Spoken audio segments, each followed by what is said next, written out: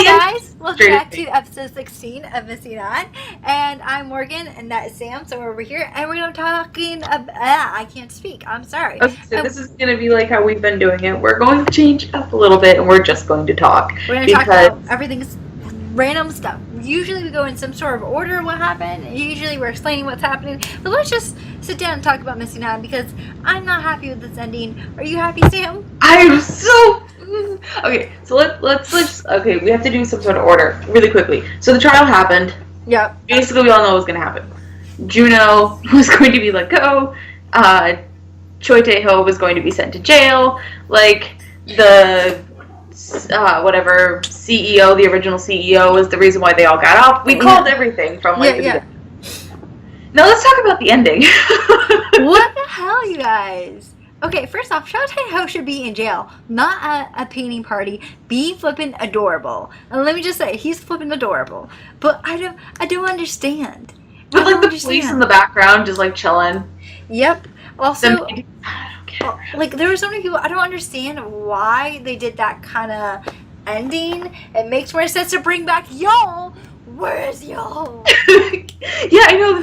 I was so pissed off, and they were like, so hopefully someday we find out what happens to Yoel's body. I'm like, tell us. You just... Yeah, I don't understand. It was Korean drama land. You know what happened to the body. So here's what I felt like should have happened, and we kind of talked about that. When we both talked about how it would have been 10 times better instead of a painting party if maybe they, did maybe cut, like, because I felt like all the other characters got their ending. G and the manager got their ending. Everyone got their ending. I felt like it would have been a lot better, and I think I said that to you, if maybe the last scene was of Juno going in to meet Tae-ho, and then then Juno handing him a letter that Jaehan had wrote to him prior to Tae-ho. That would have been so much better. Or... See, like, I have no issue with the forgiveness piece of forgiving, like, not necessarily forgiving him, but kind of like, well, bygones be bygones. Yeah, but, exactly. Yeah, as you said, like, them at the jail with the glass in between, like, I think that would have been better if they just kind of were like, let's just go our separate ways. You are being punished for what you did, and that's that. Yeah. I also feel like we got cheated with Bong-hee and Juno's relationship. Oh my god, no kisses? Are you kidding me, Missy? What the fudge monkey I is waited that? freaking episodes for that kiss, and nothing. No kiss, you guys. If you want romance, do not look here. You know how bad my anxiety was when they were like, when he was like wiping the paint off her face and everything. Now, like, it's finally gonna happen. Nothing. Nope, nothing. I like that, but you know what? That car scene where, first off, Tae-ho crashes CEO Jang's car and Chao Tae-ho's car when they're both in the same car to kill CEO Jang, and I'm just thinking like, huh? What? How do you think you're gonna get away with this? How? Okay, let's talk about dashboard cams because they're recording everything. Let's talk about CCTVs. They're in broad daylight on a highway with cars going by. Yeah, it didn't make any sense. But it made me cry so hard. The fact that Chao Tae-ho was screaming at CEO Jang and was like, "You're the reason I'm like this. You're the reason. It's all your fault, and it is all his fault." And then when Juno got out of the car and he was like, "Stop, Tae-ho, stop!" And how he like got on his knees and he's like, "Just stop it, just stop." And how he was like, how he told him like, I don't know. I felt kind of weird how Juno was like, because I'm a good person, I'm going to forgive you. I'll be by your side. And honestly, like, in that moment, I feel like that's all Tae-ho wanted. And I feel like it would have been better if maybe Tae-ho was an orphan too.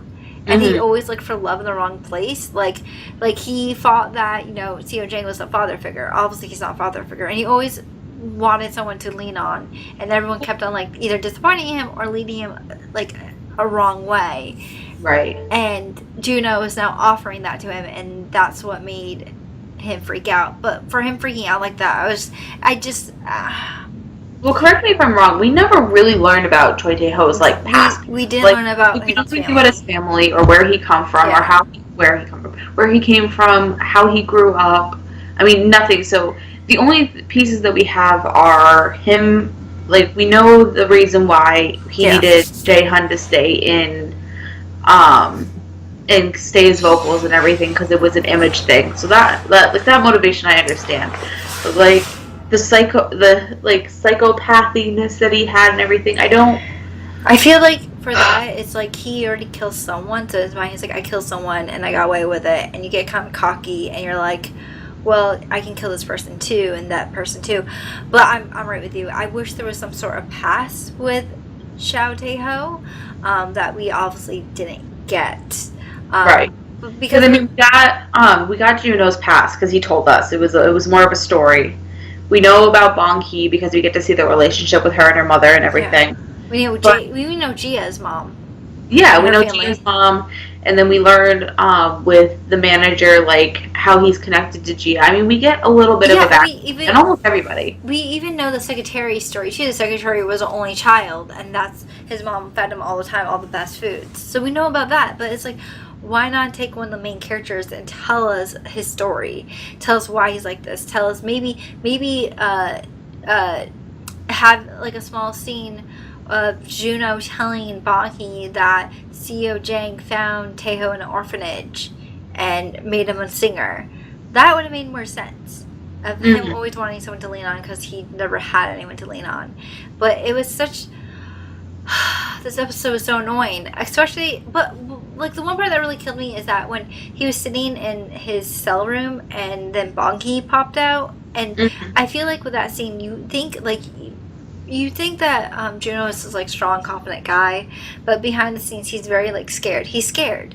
And I think it tells a lot about their relationship when Bong Hee pops up and basically tells him to not be afraid that they're going to figure it out. And then I got very confused about why she was there in the beginning. I was like, why is she there? And I was like, K-drama sense tells me that this is not real. This is in his head. Right. But yeah, no, that was just like him trying to comfort himself. I'm pretty sure. Yeah. I just like back to them being on the highway too. My heart broke when Juno got down on his knees and was like, "Just please, just stop." Yeah. At this point, he's tried stopping him by force. He's tried stopping him by the law. I mean, he's basically run out of like resources and energy, and at this point, he's just down begging. Yeah. And that's unfortunate that he had to get down to begging. Begging for him to stop. And begging for him to stop taking away his happiness. Yeah. Which, I mean, it was really sad when he said that he was happier on the island. Yeah. That broke my heart. Like, I understand, like, at that point, like, society's pressures were gone. For the most part, like, all of his past was not, like, it didn't exist. They were just in the island trying to survive. Yeah. So also, it would have been so much better if Suhee didn't, like, be like, yo, I know you killed someone. I'm going to tell everyone. Like, what? Just let Teiho go on the rescue boat. They would have been rescued anyway eventually. Exactly. Just been like, okay, bye. You're fine. Bye. Peace. See ya. Peace. We'll see you probably later. But, oh my god, I just thought that, although I didn't get the ending with the painting scene, I still don't get it. I like the fact that they did an interview. And, oh wait, hold on. How Juno stepped on poop because the secretary was running around like a crazy head. I don't understand the secretary, but I love him in that scene. I need that scene. That whole scene just confused me. And he like stepped on poop, and then it was like the total mine scene, how he stepped on the mine, like a spoof. It felt like a spoof of it. And then they did that interview, and this. We forgot about the interview, and somehow they showed up at Bong Hee's house in the middle of nowhere when they're supposed to be in Seoul. I'm like, you people make no sense, right? But I like the fact that when Juno was getting an interview, the secretary was jumping back, like, behind him, and it was like, he stepped on poop! He once stepped on mine! I was like, I love it when Choi Tae-ho was in front of the camera and everybody just kept coming by wailing him in the freaking head. I was like, that's fantastic. I was like, I know I did something wrong. I'm like, you murdered 5,000 people! That's more than something wrong. How many people did he kill? Like, we don't talk about that. Yeah. Yes, we do. And then when Taeyong was like, yeah, I am like basically teaching younger people or being a mentor to younger people, and then his guy that he's mentoring came up and he was like, yeah, he's okay, he's kind of boring, and then Taeyong's right behind him, he's like, yeah, he's like the best teacher in the world, and I was like, Taeyong, stop it.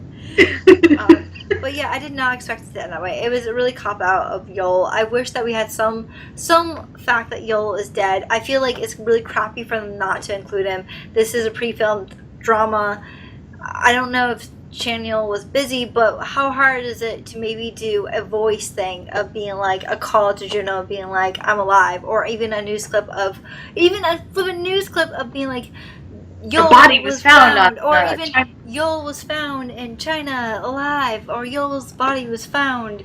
How hard is it to do that? Washed up on the shore.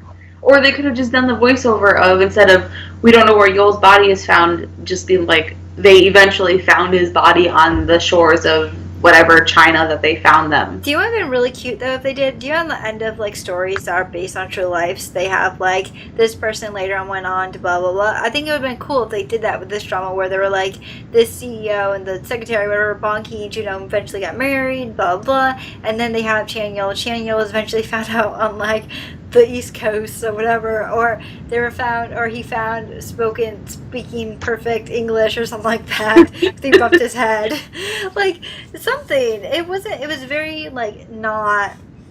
It was not, like, the trial scene was nice because we knew it was going to happen eventually anyway. It had to happen. Mm-hmm. But, like, the last 10 minutes were unnecessary. Yes, I also felt like very kind of like I felt kind of bad in a way for Chow Tae-ho because I felt like everyone was against him. Mm. Like everyone, it's like the fact that the CEO decided to turn on him like that, but then again I think it tells you a lot. It tells you a lot that when the CEO wasn't there pushing him to kill people, he didn't kill that guy. He didn't kill the guy that he had to get rid of. He was just like, you're gonna stay hidden. And I kind of think that shows that he kind of changed. Yeah, on the island he killed a bunch of people, but that's because you're on the island. You don't think you're gonna get off. You think you're gonna die. Right. But when he's back in Seoul, back in society, he doesn't reach for the gun. At least I'm glad for. So I have that little hope of him. Right. Sorry, my legs are starting to hurt. We've been at this for a little while. But, like, let's just talk about the series overall.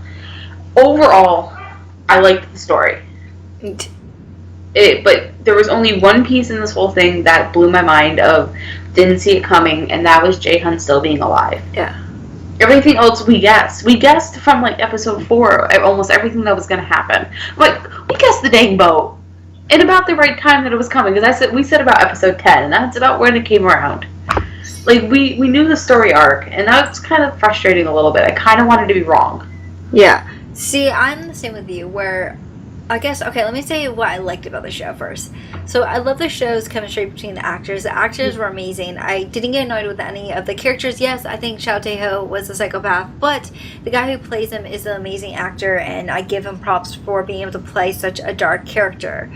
But I love the banter. I love the banter between the manager and Juno. Those were my two favorite characters. Of course, Gia. I love Gia. I love how kick-ass she is. Though I felt like her character was very much not used in most episodes, which was very frustrating.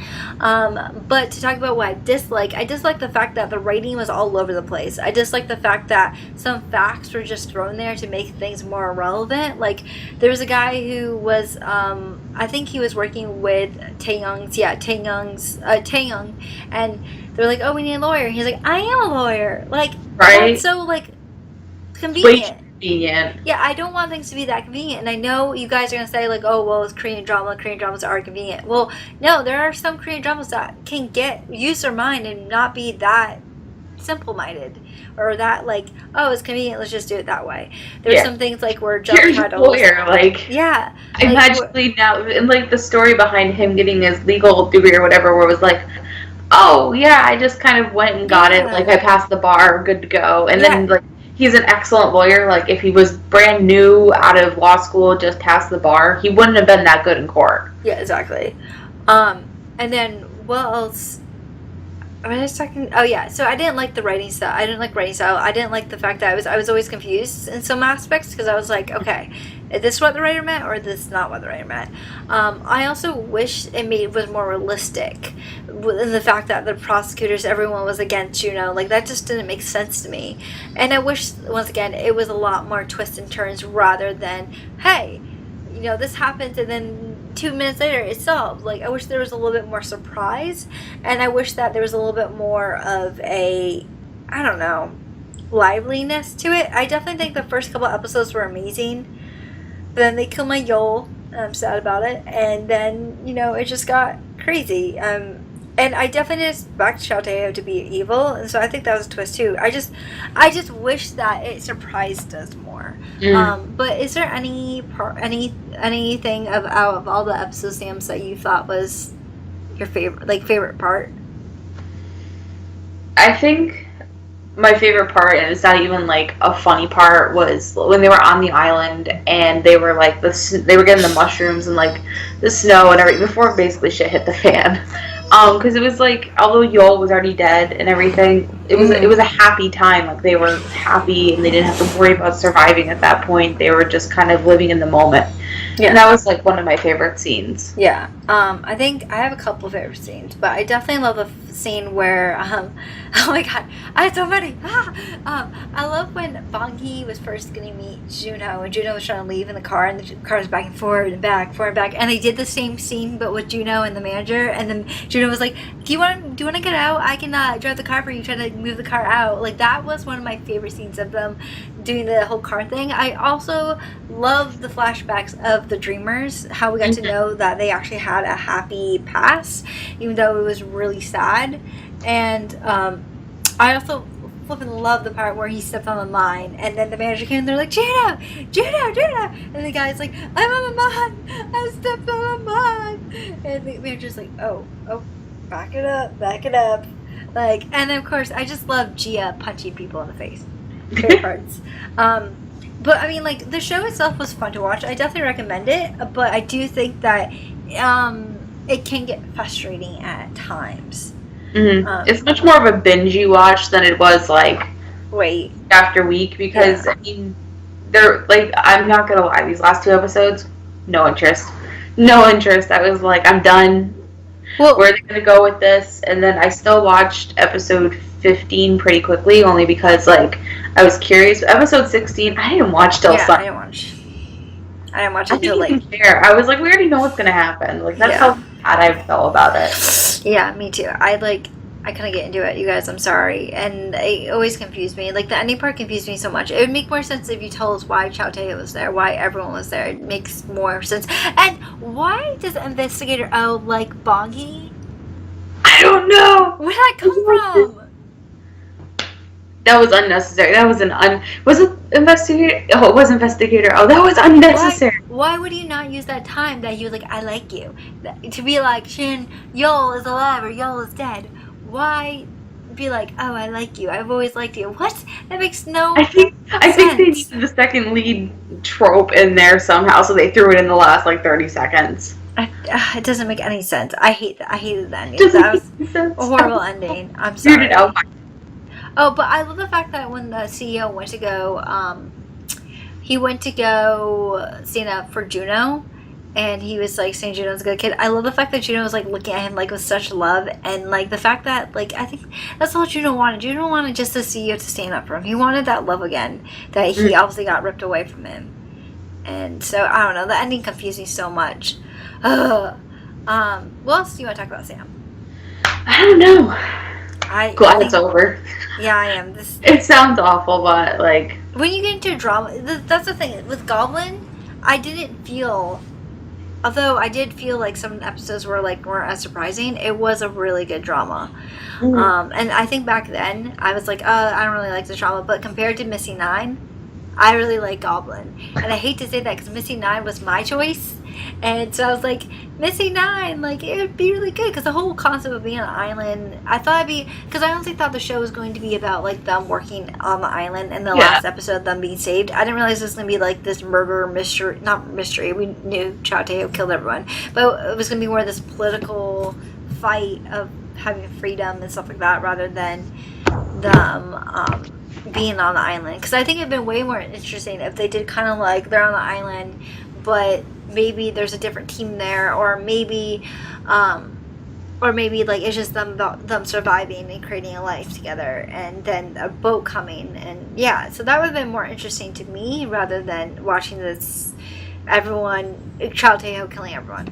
Right. I think I like, or at least if they had started out with them trying to survive and then slowly turned it into like someone going psychotic, that would have made more sense. And then them surviving the psychotic until they make it back to the mainland on the boat, that the people actually speak Korean and not like, I don't even know if they were speaking Mandarin or Cantonese or whatever. But like, not what I expected at all. No, not what I expected. So, Is there anything about the episode you want to talk about anymore? Or do you want to talk about our next drama? that's what I was gonna get to. Our next drama. By the way, I had no input. Yes, I did. I basically told Sam that we weren't going to be friends anymore if we didn't watch this drama because my bias group is called Infinite and I'm in love with them. No, I'm not a crazy fangirl, but I'm not. I don't even have Infinite as my background. Why you always lying? Because she can't show you her computer screen. It's not. It is of Infinite. Like I have Infinite. I have a member of Infinite right here on my phone. Member of Infinite right there. And her Kakao Talk has infinite freaking emojis that she sends me all the time. Emoji Infinite. But in case you didn't know, we're going to be doing. Do I tell them? Sam, you tell them. It's called Radiant Office, right? Yes. And Radiant Yes. Office is basically, well, from what I've seen, from the description we both got, we were like kind of like, but then we both saw the trailer and we're like, yes. So this drama. The main lead from 1% of Something, who I love. Oh, I love it too. One of my absolute favorite actors, and like I saw he was in it, and I literally freaked out. I was like, we need to watch this. Like, Yeah. he is adorable, and I'm so excited. Yeah, so. Just worried it's going to be one of those like 20-minute a piece Do you episodes. think it's 20 minutes? It might be 40, because 1% of Something was like 40 minutes an episode. Well, yeah, it could be 40 minutes, but this is actually taking over Missing Nine. So it's in the same time slot, so it could be a minute, or it could be an hour. Because usually 20-minute dramas are usually web dramas that I don't air on TV. But yeah, Radiant Office is basically, from what I've read, is basically about this woman who, I think she's sick, right? She gets cancered or she gets something. Yeah, she's trying to find a job, has like zero luck whatsoever, and then she finds out she's like sick, and which Korean dramas, everybody's sick. Yeah. And so then she goes into like a contract, because like contracts don't last forever because she's gonna die anyway. Yeah. And like apparently it's gonna be a love story because the like creatures are adorable.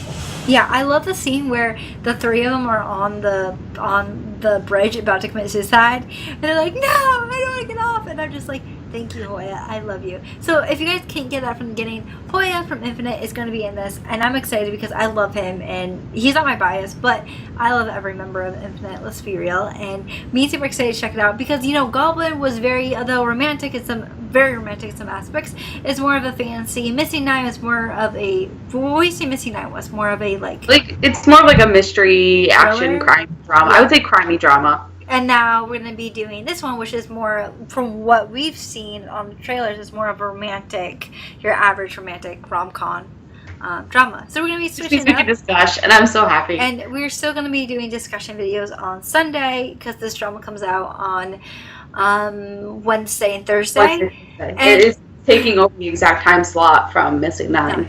And if you guys, if you guys still want me to do Snapchat reactions for every episode, please let me know down below. I also mentioned that in my other Snapchat video. I didn't post yet because I'm lazy. Just so I know, because if not, I'll just do it for the finale. But we really love the fact that you guys stayed along and listened to our discussion videos and listened to us freak out and spaz over Chow Tae Ho. Is there anything else you want to add, Sam? Thank you for watching. Thank you for watching. Like for real. I mean, we're super appreciative. Yeah, I mean, honestly, we know that sometimes we'll make mistakes. Sometimes we won't upload. Morgan, I'm Sometimes sorry. life gets in the way. Like, can we talk about the 18 inches of snow we're getting prepared for? You're getting it. I'm in the summer area. You're gonna be cold. I have blankets and pillows and batteries and everything in between. So Yeah. thank you all. I feel strange that Missing Nine's over. I know. I felt the same way when Goblin was over. I was like, I don't know what to do because I feel like Yeah, but I'm excited to start a new one. Like, I'm excited. Like, when I say thank God it's over, it's like, okay, we've 8 weeks of this was crazy, and now we can move on. Now we can do something different, and at least it's a different genre. Yeah, and also and be happy like we're not sticking with the same drama or same genre of dramas, because I can speak anemone. But no, I'm excited for like cutesy rom-com, like let's gush. Hopefully the romance isn't too fast. Yeah, I hope so too. I hate when romances are too fast. It's like second episode, I love you. Like, no, dude, put it back in your pants. Stop. Calm the hormones. So hopefully the like relationship isn't like super fast. Like hopefully it stretches through the. I don't even know how many episodes it is. Is it 16 or 20? They have not listed it. I will look right now, but I don't think they've listed it. You were just talking about Infinite. How you're obsessed with Infinite. Can I just show you what is on? What I searched today, like because I just opened my web browser. You can't see it. You guys can't see it. It's basically Infinite. I was searching something about Infinite, and I left it up by accident.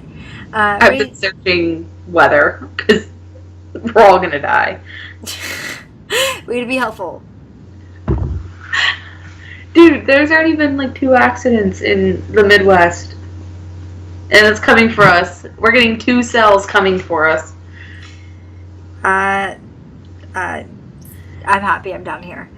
Let's see if I can find it. She got out. What? Oh, God, I got scared. I thought you meant like someone else got out. I was like, is there a criminal out? Is there something I need to worry about? Oh, okay. Radiant Office. I can read you guys the plot line right now. Radiant Office. A woman struggles to find a job, but she keeps failing. She decides to jump into the Han River to die. The woman is rescued and sent to the hospital emergency room. There she hears that she might have a fatal disease, which we all know she won't in the end. And she might not have much time left to live. She barely manages to land a job as a contract worker. It does not say when it ends, but you are right, it's a 22-minute episode. Wait, hold on. No. I'm sorry. That's Army time. I read it wrong, because I was like, 22 minutes? That doesn't make It comes in at 10 o'clock, Morgan. It's 2200 KST. Yeah. So, and the post, I'm gonna put the poster up here because it's flipping adorable. Sorry, me and Steve were still rambling because we just like don't want to end this. I feel like I don't want to end this because this is like the last episode. I'm just like, I'm sorry, you guys. But anyways. Hopefully our account doesn't get shut down later. Yes, if our account gets shut down later, we are sorry. We like you, and we're sorry.